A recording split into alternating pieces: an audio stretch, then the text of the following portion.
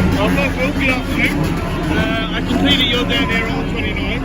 A couple of quick questions if you're happy to answer them. Yeah. Just for a little So are you recording this or? Yeah, I'm recording, yeah. When you look at everything that's going on with Eulers, okay, do you think even with Eulers and police that the money that he is actually wasted with all the cameras and everything else, which I believe... Alright, buckle up. What starts as a calm conversation quickly spirals into claims of corruption, racism, and a full-blown call for political upheaval. This isn't just talk, it's political warfare with legal undertones. Let's break it down. Yeah, it's a multi-million figure, we don't know, but look, there's a thing in business. The first loss is the best loss. So, you've got to cut your losses. You can't just keep doing something because, you've spent the first amount of money. Look, this is a disaster. It's bad for Londoners, it's bad for businesses, it's bad for visitors to London. Khan is truly destroying London. It's an absolute outrage. He's lied to us. He's shown that with the corruption about trying to fiddle the figures, fudge the data, trying to persuade scientists to reword their conclusions so that it's more in his favour. And now look, I'm a white Londoner. He doesn't like me. Apparently I'm not a real Londoner because I'm white. That means he's a racist. That means he's a lying, corrupt racist. He's a revolting little runt, and we're going to get him out next night. I agree, and I think that we should get him out. Also, one other question regarding the small boats. Okay, what's your view on the actual small boat crisis? Look, it is an absolute crisis. Whoa. That escalated quickly. From policy criticism to name-calling and allegations of racism, did we just witness a political nuke go off? But here's a question. When politicians use such charged language, does it empower honest debate, or distract from actual solutions? And we at Reform UK, we're the only people with a policy that will stop the boats. And the way you do that is you learn from what worked with Australia. They had a pushback policy, and what we need to do is we need to safely pick up and take back to France, which we're entitled to do under international law. The 1974 Safety of Life at Sea, and then the 1982 UN Convention on the Law at Sea. There are clauses within those two treaties that allow us to pick up and take back. We're the only party with the courage, with the leadership, with the determination that will actually do that, and that will stop the boats. It would stop the boats within a fortnight, but no one else will do it. Quick legal unpacking here. The 1974 SALAS and the 1982 unclosed treaties do allow certain maritime interventions, but the interpretation? Highly debated.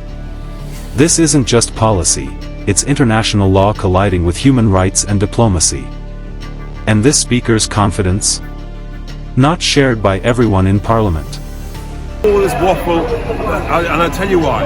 Because the vested interests on this side of the channel are making billions of pounds of profits out of this boats crisis. It's an absolute outrage. Only Reform UK will stop it. That's cool. And then one other thing. I don't know if you're aware, but the Metropolitan Police actually came out with a statement saying that they will actually do whatever it takes, okay, to actually prevent a lot of things to do with Eulers.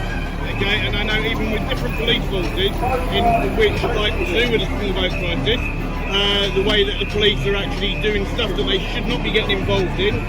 Okay, so what's your view on the way that the police actually step in on things that don't work now? We all want to support the police. They've got a difficult job in many, many areas. And in some areas they get stuff right. In too many areas, because of bad woke leadership, they're getting stuff wrong. But we need to help them to get some absolute courage and to act like the police officers that we used to know, used to do their job. The fundamental thing is we need them out on the streets, preventing crime, spotting the wrong uns, and that's how you do it. So they've got to prevent crime, they've got to catch criminals, and then we've got to have a justice system that bangs them up. We don't want criminals on the streets. We've got to lock them up. In many cases, throw away the key for a very long time. Get rid of the soft touch. Yeah, you've got actually been applied. If wrong-uns and criminals and feral gangs of youths, if they're not afraid of the consequences, then you've got no deterrent, and then things get worse and worse. So you've got to start right at the ground level, at the graffiti, at the shoplifting. First shoplifting offence, should be taken off the street. You should be taken away. From the shores to the streets, the focus shifts to law enforcement now. But here's where it gets gritty: graffiti, shoplifting, and how far we go to restore law and order. Listen closely, this part straight out of a tough-on-crime playbook.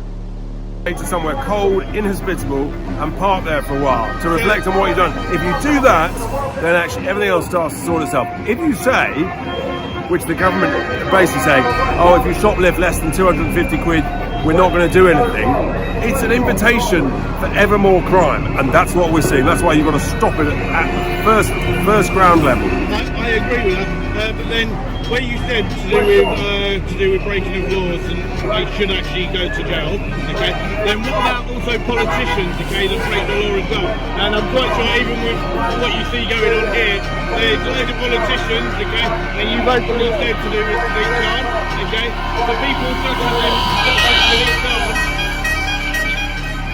okay, do you believe as well with them breaking the law that they should also...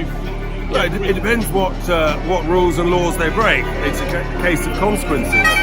But in politicians' terms, most of the time it's just utter incompetence and it's a complete lack of courage. And there it is, the classic twist. What about the lawmakers who break the law? If consequences are the key to deterrence, shouldn't politicians face the same, if not stricter, standards? Comment below. Should political incompetence be criminalized?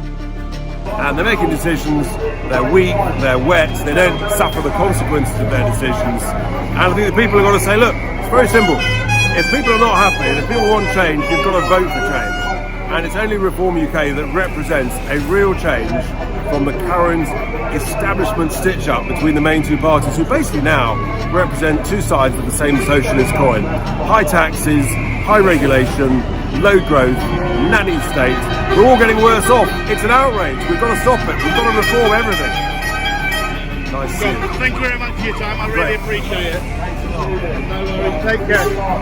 Well, there you go, guys. For somebody that's actually there and has openly condemned Sadiq Khan for everything that he's done and what he said, I think you can see there that he is quite clear on what he wants and how he actually stands.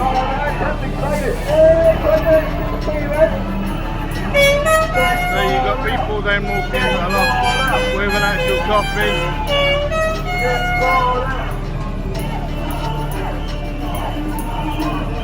So, and I don't think when you look at all of that, I don't think you can be any clearer on that.